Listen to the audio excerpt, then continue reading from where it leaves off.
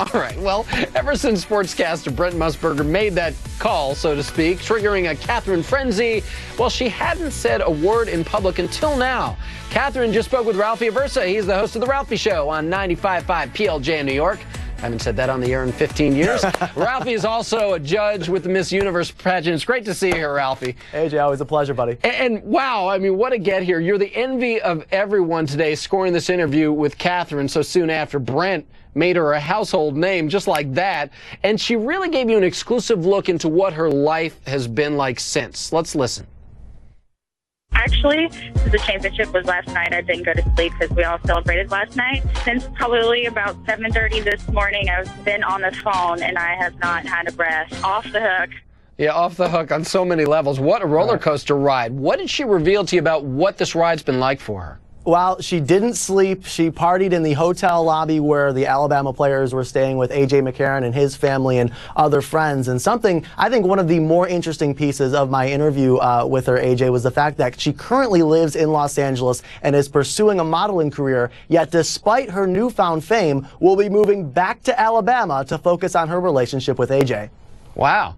That's funny. And it's just still strange to me that that's his name because everybody's been talking about AJ for the last few days. It's very confusing And you're like, me. stop talking about me.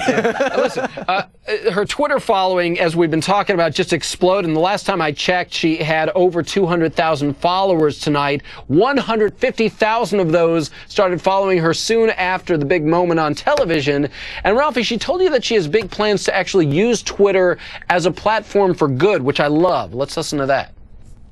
One thing that I learned, my heart and my passion is towards kind of being a coach and a leader for the younger generation and for the kids. Like, I love nothing more than being an example to kids and just doing good for others. And if I can at least do something, positive for someone else or use that platform or status to kind of be an example for others, I'm totally okay with that. I don't have anything else to say about Twitter except that I will definitely be careful with what I post. Yeah, right.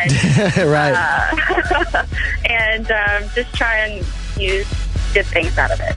I mean, man, I hope she really is and remains that down to earth. And I'm glad to hear, by the way, that she's going to be using Twitter very carefully, unlike the pro football player who tried to hook up with her on Twitter and accidentally tweeted out his number to all of his followers. That was a bad move there. Yeah. Donald Trump tweeted out, as you know, that he wanted to ask Katherine to be a judge of the Miss USA pageant in Vegas. What else? I understand she's moving back home to spend more time with AJ, but what did she tell you about capitalizing on her fame? Because she's got to take advantage of this moment. Absolutely. And she did say during the interview with me, AJ, that she still plans to pursue that modeling career. One of the things that we talked about, obviously you want to be based in New York or Los Angeles, a big city. But with the internet these days, you don't necessarily have to be in a huge city. Heck, AJ, I was in Scranton for 5 years as an entertainment reporter, and I was able to break stories out of northeastern Pennsylvania. So it isn't completely out of the question that she still can't pursue this career from Alabama. But again, it makes you scratch your head a little bit that she's already in Los Angeles and she's going to leave.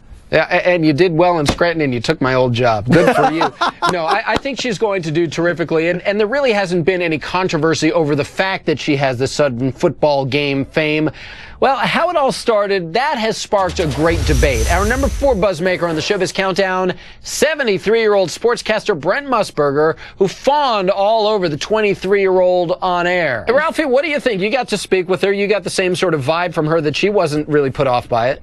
No, she wasn't at all. And even before ESPN issued its apology, she had already said she had no problem with it whatsoever. AJ, let's not forget who issued this apology, though. ESPN, the worldwide leader in sports, and an organization that, well, doesn't have the best reputation when it comes to women in the workplace and women in sports. I think this was an overly cautious move on their part. And it's interesting, they were overly cautious this time, and they're still receiving backlash. Well, yeah, but no harm done, I think, on their part for at least putting that out there.